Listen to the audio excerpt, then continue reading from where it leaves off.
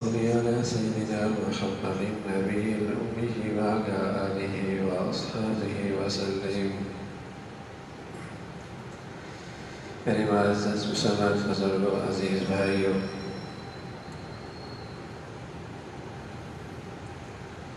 یہ دنیا جو اللہ کریم نے ہمیں یہ زندگی عطا فرمائی ہے، اللہ نے اپنی رحمت میں اور اپنی شفقت سے ہمیں اس دنیا اور اس زندگی کی حقیقت بھی بتلائی ہے۔ یہ علم بڑا علم ہے جو اللہ نے مسلمانوں کو عطا فرمایا ہے، اور یہ بنیاد ہے اچھائی اور برائی کا، صحیح اور غلط کا، کامیابی اور ناکامی کا، عقل مندی اور حماقت کا۔ اگر یہ علم فراموش ہو جائے کہ زندگی کی حقیقت کے بارے میں، اس دنیا کی حقیقت کے بارے میں یہ علم نظروں سے اوجھل ہو جائے، تو کامیابی اور ناکامی کے سارے پیمانے بدل جاتے ہیں، عقل مندی اور حماقت کے سارے معیار بدل جاتے ہیں۔ اچھائی برائی لگتی ہے، برائی اچھائی لگتی ہے، عقل مند احمق لگتا ہے، احمق بڑا ہوشیار لگتا ہے۔ اگر یہ علم نہ ہو تو ناکامی کامیابی لگتی ہے اور کامیابی ناکامی لگتی ہے۔ تو اللہ نے مسلمانوں پر ایک بہت بڑا انعام فرمایا کہ زندگی اس دنیا کی حقیقت کا علم عطا فرمایا۔ یہ نہ ہو تو ناکام آدمی کامیاب لگے۔ پھر کامیابی کے معیار وہ نہیں ہوتے جو اللہ اور اللہ کے رسول نے بتائے۔ ایک صاحب حیثیت آدمی اور بہت بڑا صنعتکار، دولت کتنی ہے، لَتَنُوءُ بِالْعُصْبَةِ أُولِي الْقُوَّةِ، اس کے خزانوں کی چابیوں کے لیے بھی ایک بہت بڑی جماعت درکار تھی جو صرف چابیاں اٹھائے پھرا کرتے تھے۔ لَتَنُوءُ بِالْعُصْبَةِ إِلَى الْقُوَّةِ۔ اب جب یہ شخص اپنے محل سے اپنی دولت کی ٹھاٹ باٹ میں نکلتا ہے، لباس، پوشاک، سونے کا تاج، شاہانہ سواری، آگے نوکر چاکر، فخرج علی قومہ فی زینتی، قال الذین یریدون الحیاۃ الدنیا۔ جن کے پاس اس زندگی کا اور اس دنیا کا صحیح علم نہ تھا، جب اسے دیکھا تو کہنے لگے یا لیت لنا مثل ما اوتی قوم انہ لذو حظ عظیم۔ اس کے تو بڑے نصیب اچھی، اس کی تو قسمت بڑی اچھی ہے، اس کے تو اقبال بلند ہو گئے، ہائے کاش کہ یہ ہمیں بھی ملا ہوتا۔ یا لیت لنا مثل ما اوتی قوم، ہمیں بھی یہ ملا ہوتا۔ انہ لذو حظ عظیم، بڑے اس کے نصیب اچھے۔ یہ حالت ان لوگوں کی ہوتی ہے جن کے پاس اس زندگی کا صحیح علم نہیں ہوتا، جنہیں اس دنیا کی صحیح معلومات نہیں ہوتی، جنہوں نے اس زندگی اور اس دنیا کے بارے میں قرآن اور اللہ کی نبی سے روشنی نہیں لی ہوتی، جنہیں اس دنیا اور اس زندگی کے بارے میں ہدایت نہیں ملی ہوتی، وہ جب دنیا کی یہ ٹھاٹ باٹ، عہدہ، منصب، زندگی کا یہ اسٹیٹس دیکھتے ہیں تو رات ٹپکنے لگتی ہے، حسرتیں کرنے لگتے ہیں، اور ایسوں کو خوش نصیب سمجھتے ہیں۔ بڑے خوش نصیب آدمی، بڑا ہی خوش قسمت ہے، کہاں سائیکل پہ تھا، اور کہاں آج سواریاں اور گاڑیاں ہیں، کہاں جھوپڑیوں میں تھا اور کہاں آج محل ہیں، اور کہاں ایک وقت کا گزارا اور کہاں آج دولت کے ڈھیر۔ بڑا خوش نصیب، بڑا خوش قسمت ہے۔ تو کہنے لگے یا لیت لنا مثل ما اوتی قارون، بڑا خوش نصیب ہے، انه لذو حظ عظیم۔ وقال الذین اوتوا العلم، سبحان اللہ، جنہیں اس زندگی کا علم نصیب تھا، جنہیں اس دنیاوی زندگی کی حقیقت کا علم نصیب تھا، جو اللہ نے دیا، فرمایا یہ دنیا اس کی مثال تو یوں ہے جیسے زمین ہے، اللہ آسمان سے بارش بھیج دے، زمین پہ سبزہ ہو جاتا ہے اور پوری بہار آ جاتی ہے، اور اس کی کھیتیاں اپنی شباب پر ہوتی ہیں، کھیتوں کا مالک سمجھتا ہے قابو میں آ گئی، قابو میں آ گئی، رات یا دن میں کوئی ایسا حادثہ ہوتا ہے کھیتی کا نام و نشان بھی مٹ جاتا ہے۔ انما مثل الحیات الدنیا، یہی تو زندگی کے تمہارا معاملہ ہے، تم عین زندگی کے شباب پہ ہوتے ہو، اسٹیٹس، رہن سہن، شہانہ گھرانہ، اعلیٰ درجے کی زندگی، دائیں بائیں کر و فر، صحت قوت جوانی، شہرت کے عروج پر، اتاها امرنا لیلا او نہارا فجعلناها حصیدا کأن لم تغن بالامس، جیسے اس کھیتی پہ کوئی آفت آئی اور ایک وقت آتا ہے یوں لگتا ہے یا کچھ تھایا ہی نہیں، ایسی اس کی عین زندگی کے شباب پر اللہ کا فیصلہ آتا، اور پھر یہ ایسا مٹتا ہے، اس کا سارا زندگی کا نقشہ ایسا مٹتا ہے کوئی جانتا ہی نہیں کہ یہاں بھی کوئی رہا کرتا تھا، یہاں بھی کوئی رہا کرتا تھا۔ جن خوش نصیبوں کے پاس یہ علم تھا، وقال الذین اوتوا العلم، جن کے پاس یہ علم تھا نا، خاتم اعصم رحمۃ اللہ علیہ، شقیق بلخی رحمۃ اللہ علیہ کے بڑے پیارے شاگرد تھے۔ ایک دن استاد نے پوچھ لیا کچھ سیکھا بھی؟ کہا کچھ نہیں سیکھا، چند چیزیں ہی سیکھی ہیں۔ کہا اتنا طویل عرصہ تم ہمارے یہاں ساتھ رہے ہو، 3 سال ہو گئے ہیں، ہماری زندگی تمہارے ساتھ گزر گئی اور تم نے چند چیزیں ہی سیکھی ہیں، اچھا بتاؤ کیا سیکھا؟ کہ حضرت ایک تو یہ سیکھا ہے ما عندکم ینفد وما عند اللہ باق، جو تمہارے پاس ہے وہ فنا ہو جائے گا، یا جیتی جی تمہارے ہاتھ سے نکل جائے گا یا تم مر جاؤ گے، وما عند اللہ باق، اور جو اللہ کے پاس ہے محفوظ صرف وہی رہے گا۔ تو میں نے کیا سیکھا؟ جو اپنی سب سے قیمتی چیز ہے وہ اللہ کے خزانے میں جمع کر دیتا ہوں تاکہ کہیں وہ دنیا میں ضائع نہ ہو۔ اپنی سب سے قیمتی چیز اللہ کے خزانے میں جمع کر دیتا ہوں، اس لیے کہ جب اللہ نے یہ مجھے علم دے دیا ہے کہ جو قیمتی چیز ہے وہ تو اس سے چلی جائے گی، یا زندگی میں تو اس سے چلی جائے گی یا تو مر جائے گا، وما عند اللہ باق، اور جو اللہ کے خزانے میں آ گئی وہ محفوظ ہوگی۔ تو میں اپنی سب سے قیمتی چیز اللہ کے خزانے میں جمع کر لیتا۔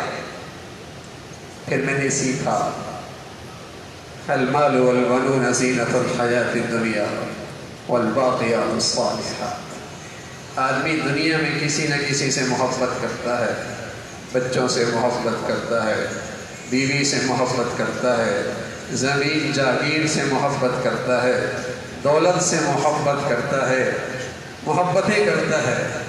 میں نے یہ سیکھا یہ ساری محبوب چیزیں ایک دن بے وفائی کریں گی اور مجھے ان سے جدا ہونا پڑے گا۔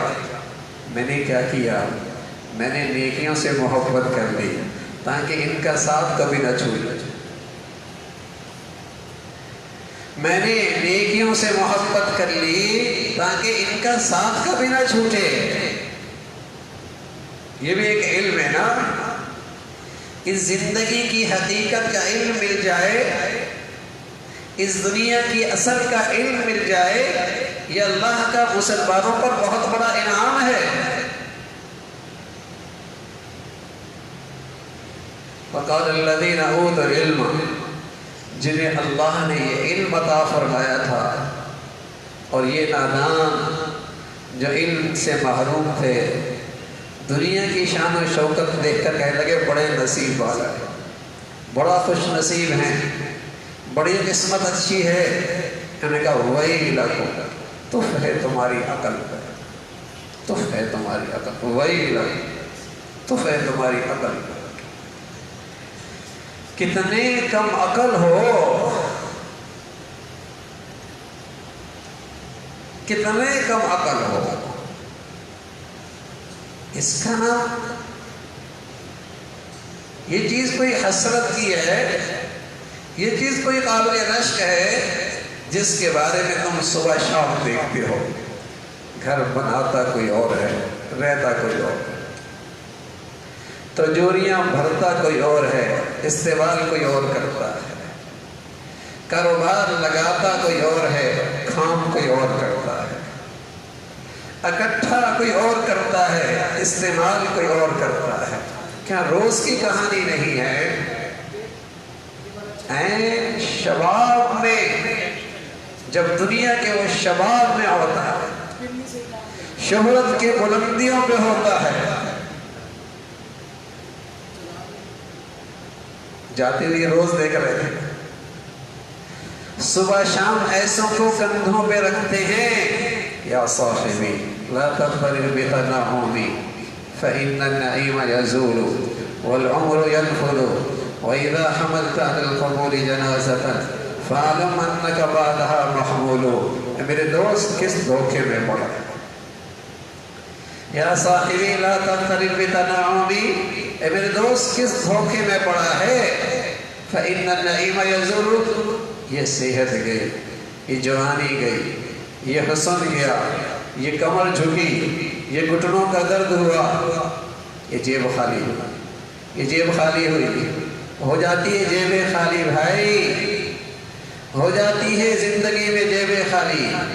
نہ ہوئی تو فرمایا یہ زندگی، یہ سانس اکھڑنے لگا، یا صاحبی لا تغترر بتنعمی فإن، ہے تیری دولت، ہے تیرا اسٹیٹس، ہے تیرے تعلقات، روک لینا میاں اس سانس کو، روک لینا، ہمت ہے تو حوصلہ ہے تو روک لے اس سانس کو۔ یا صاحبی لا تغترر بتنعمی فإن النعیم یزول والعمر ينفذ وإذا حملت على القبور جنازة۔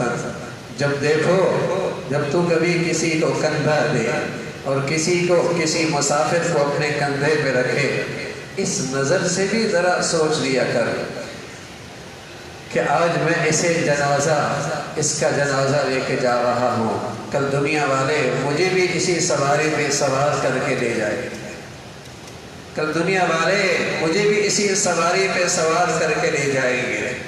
لیکن یہ دنیا کا بھوت بھی ایسا ہے، اس کا جادو بھی ایسا ہے، کوئی اس کے جادو سے بچ جائے تو خوش نصیب ہی ہو سکتا ہے۔ اس کا جادو بھی سر چڑھ کے بول رہا ہے، پیاروں کو منو من مٹی کے نیچے چھوڑ کے آتا ہے، اپنے ہاتھوں سے اس پہ کفن رکھتا ہے، اپنے پیاروں کو اپنے ہاتھوں سے مٹی کے تہہ میں اکیلا تنہائی میں چھوڑ کے آتا ہے، لیکن یہ دل ہے کہ پتھر ہے، اثر ہی کوئی نہیں لیتا، یہ دل ہے کہ پتھر ہے کہ اثر ہی کوئی نہیں لیتا۔ ایک جنازہ اٹھا کرتا تھا، گھر نہیں، خاندان نہیں، دوستوں کی، تعلقات والوں کی زندگیاں بدل جایا کرتی تھی۔ اب تو لقمہ حرام نے اور اس آنکھوں کے حرام دیکھنے نے سینے کا دل کہاں رہنے دیا، پتھر بنا دیا۔ اب تو لقمہ حرام نے اور ان آنکھوں کے حرام دیکھنے نے سینے کا دل کہاں رہنے دیا، پتھر بنا دیا ہے، اثر ہی نہیں لیتا، یوں لگتا ہے بس جانے والا چلا گیا ہے۔ وقال الذین اوتوا العلم، جنہیں اللہ نے اس زندگی کا، اس دنیا کا حقیقی علم عطا فرمایا تھا، وہ ان سے کہنے لگے ویلکم ثواب اللہ خیر لمن آمن وعمل صالحا۔